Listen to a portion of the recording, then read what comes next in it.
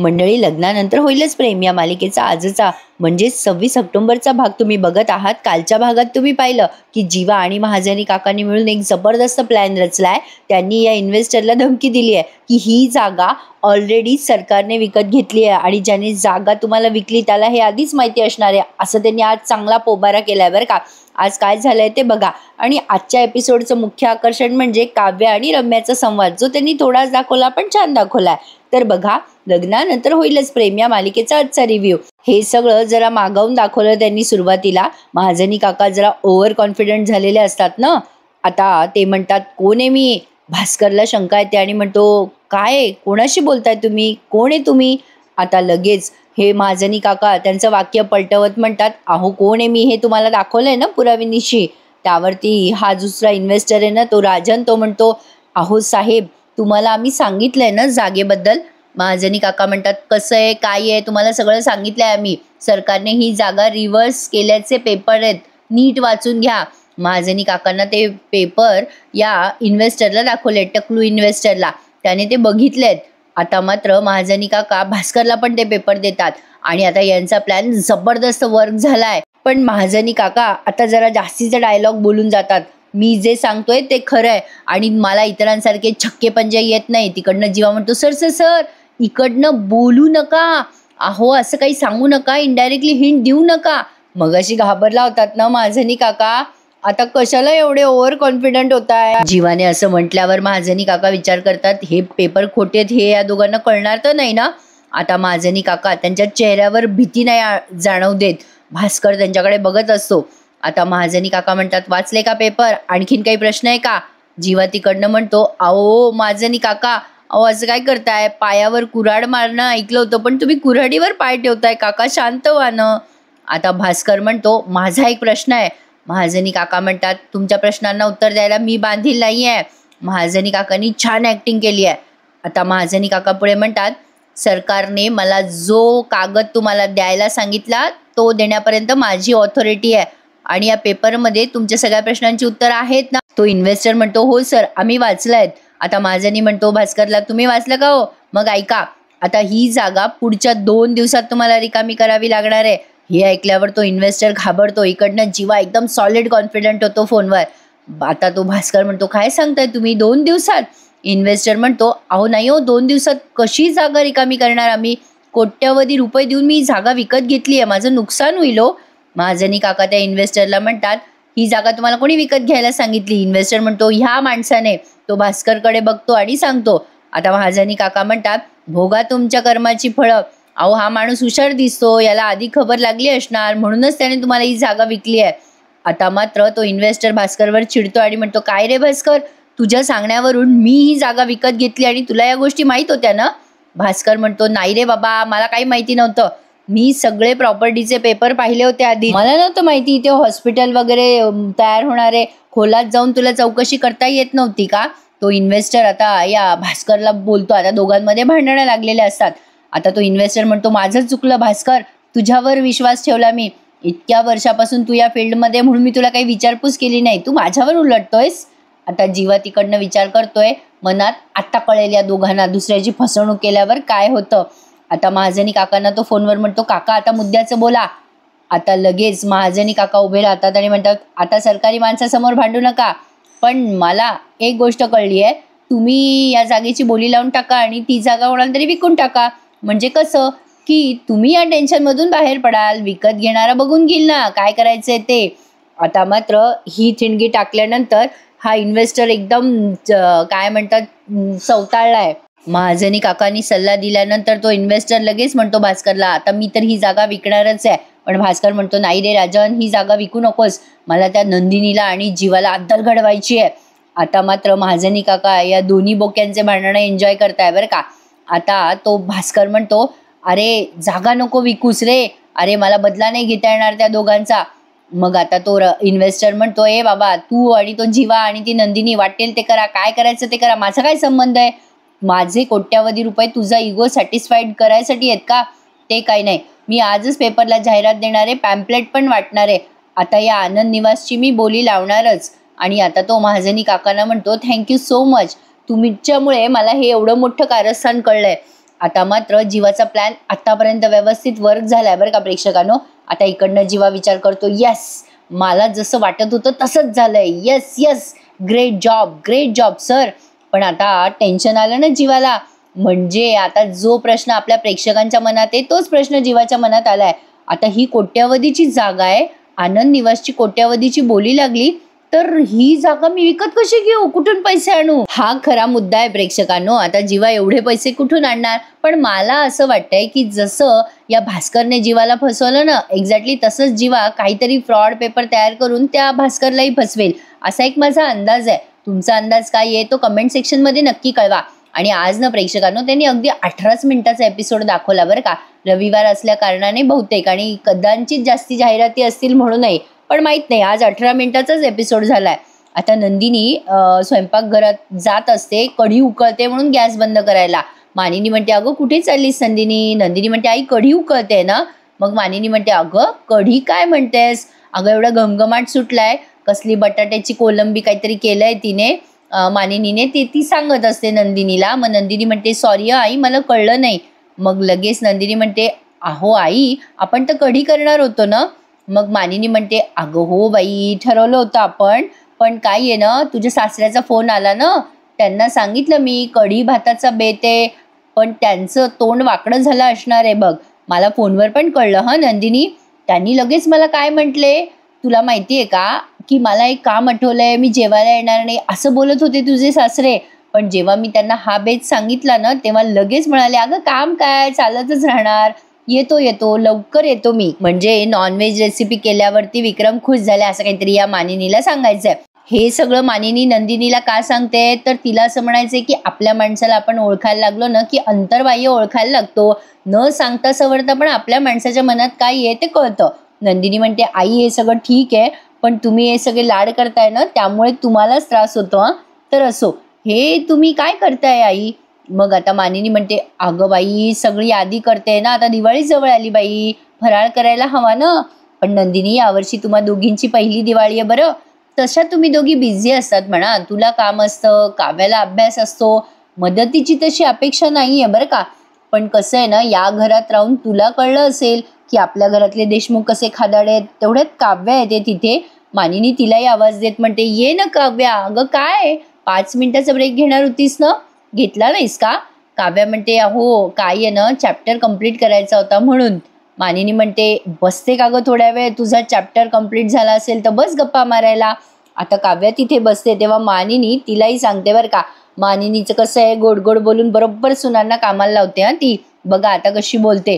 काव्या म्हणते, काय चॅप्टर सुरू आहे देशमुख लेडीचा. त्यावर मानिनी म्हणते, अगं फराळाचा चॅप्टर सुरू आहे. काव्या म्हणते, अरे वा, पण काकू सॉरी मला माझा अभ्यास करायचा आहे त्यामुळे प्लीज.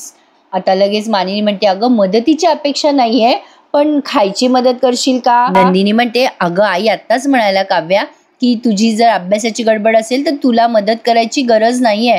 काव्या म्हणते, तसं पाहिलं तर मला वाईट वाटेल, पण मी ना एखाद्या पदार्थाला तरी हातभार लावेल.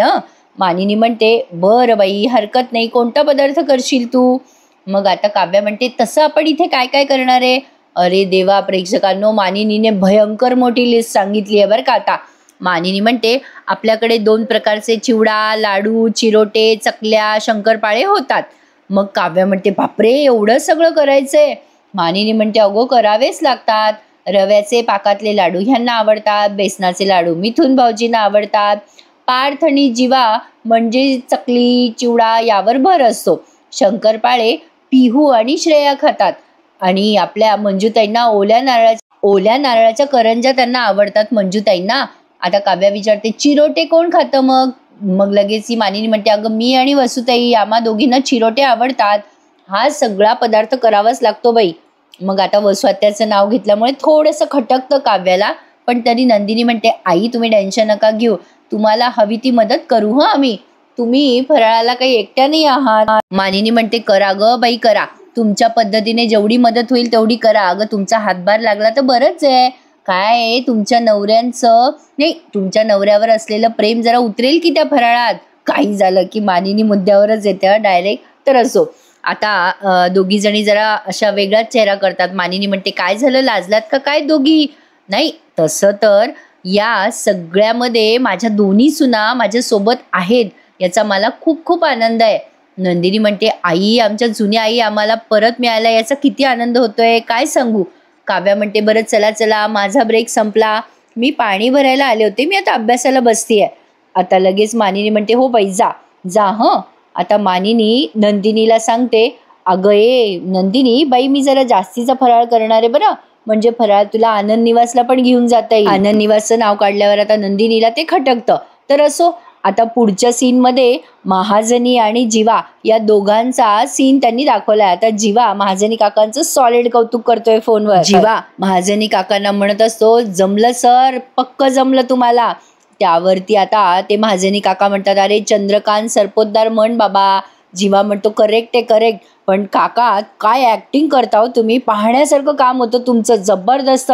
तुम्हाला सांगतो, तुम्ही मुंबईत या, तुम्ही ऑडियन्स दिलं ना तर लगेच सिरियल मिळेल बघा तुम्हाला, खरं सांगतोय. एक सांगू का काका, नाही म्हणजे तुम्ही जी ती वाक्य घेतली तेव्हा मी घाबरलो होतो बरं. महाजनी काका म्हणतात, अरे तुझ्याशी बोलून बोलून त्यांच्याशी बोलणं अवघड जात होतं मला. जीवा म्हणतो, ते मला जाणवलं होतं काका. महाजनी काका म्हणतात, अरे जीवा तुला जाणवलं, पण मला ते सगळं फेस करणं अवघड होतं, पोटात गोळा आला होता रे. पण एक समाधान आहे, मी योग्य कारणासाठी खोटं बोललोय बघ.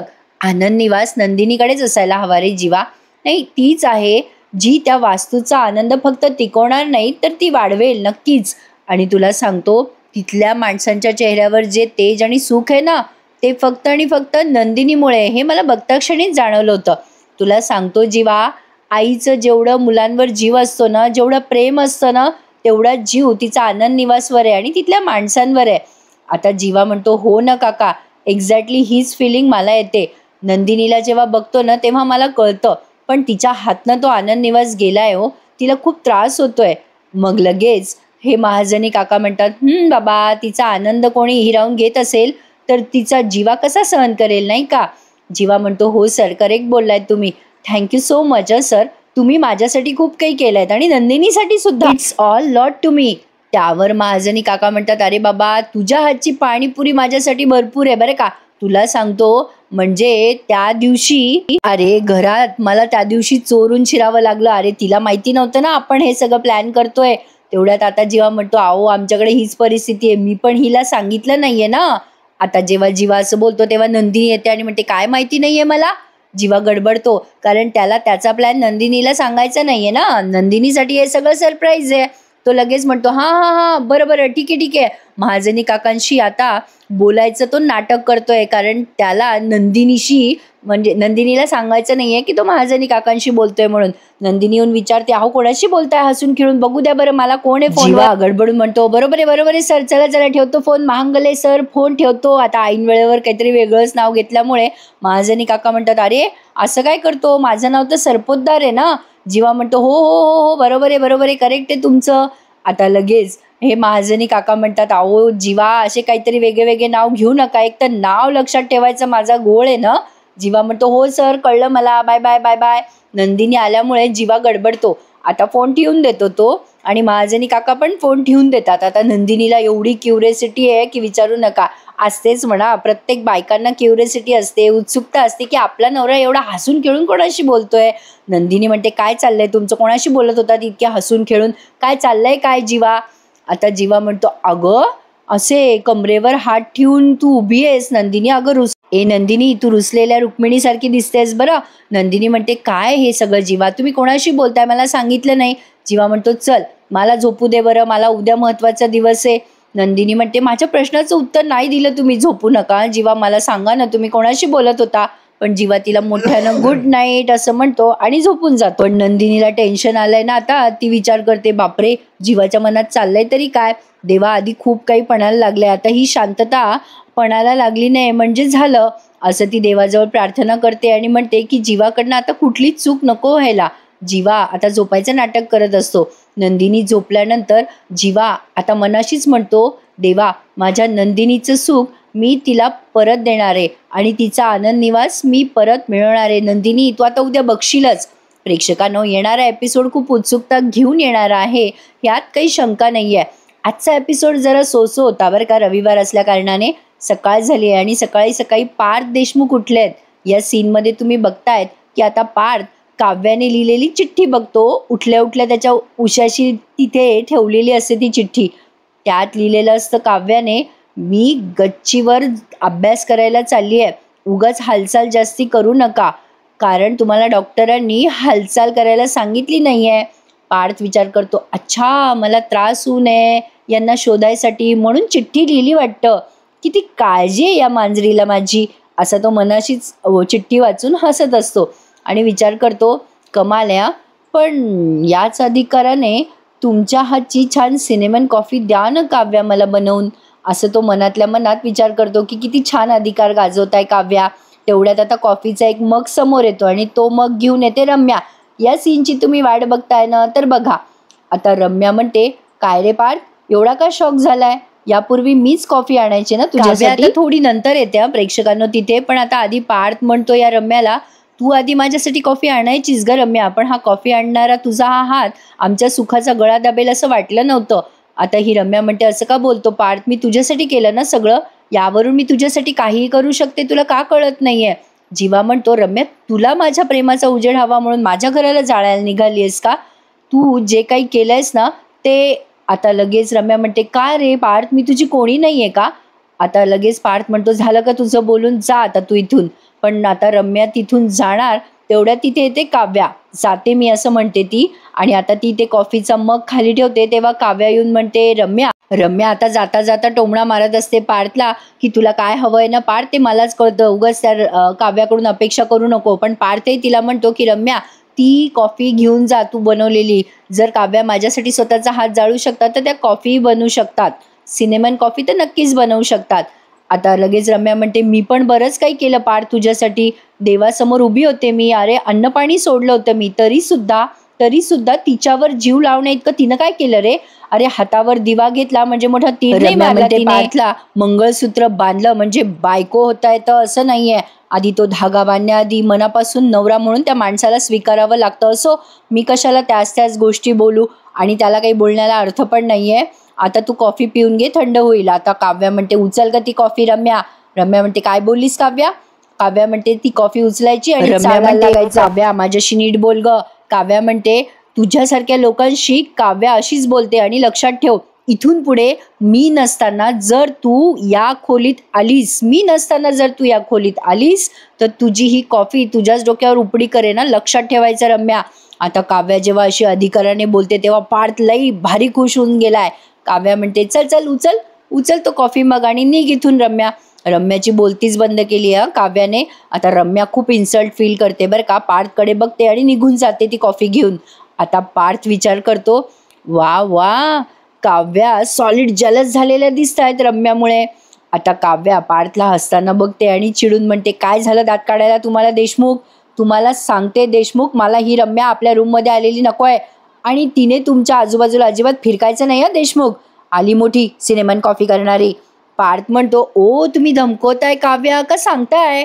काव्या म्हणते, धमकावून सांगते, कळलं का. आता पार्थ म्हणतो, अहो कॉफी देत होती ना ती. मग काव्या म्हणते, गप्पा बसा. पार्थ आता विचार करतो, काव्या चालली जाते असं बोलून त्याला, पण पार्थ विचार करतो, किती जेलस होत आहेत या, का जेलस फील होत असतील या, कळत नाहीये. अरे हा, एक मिनिट, म्हणजे आमच्या दोघांचं नातं मैत्रीच्या पलीकडे गेले का काय. पार्थ खूप खुश होतो आणि विचार करतो, काव्या माझ्या प्रेमात पडल्या की काय, असा तो विचार करतो आणि एपिसोड इथेच संपून जातो. आता पुढच्या प्रोमोत त्यांनी असं दाखवलंय की काव्या आता खूप एफर्ट घेतेय आणि दिसतंय की ती आता पार्थच्या प्रेमात पडली आहे. ती पार्थसाठी सिनेमन कॉफी करते खरी, पण आता पार्थ गंमत करतो आणि म्हणतो, मी अशी घाणेरडी कॉफी कधीच पिली नाहीये आतापर्यंत, त्यामुळे तिचं तोंड जरा उतरतं. इकडे नंदिनीला कळलंय की आनंद निवासचं ऑप्शन आहे, बोली लागणार आहे, त्यामुळे ती जीवावर चिडते आणि म्हणते, तुम्हाला माहित होतं का हे सगळं. आता जीवा म्हणतो, नंदिनी अगं ट्रस्ट मी, असं काही होणार नाही, तुझा आनंद निवास मिळेल तुला. पण नंदिनीचा अजून काही जीवावर विश्वास नाही. येणाऱ्या भागांमध्ये आपल्याला ही उत्सुकता आहे की जीवा आता एवढे सगळे पैसे कुठून आणेल. बघूयात काय काय होणार आहे. लग्नानंतर होईलच प्रेम या मालिकेचे इंटरेस्टिंग रिव्ह्यू ऐकण्यासाठी आणि खरी खुरी रिव्ह्यू ऐकण्यासाठी आपल्या चॅनलला सबस्क्राईब करायला विसरू नका. मंडळी, उद्या भेटूयात पुन्हा एकदा. तोपर्यंत तुम्हा सगळ्यांना हॅपी संडे, टेक केअर, धन्यवाद.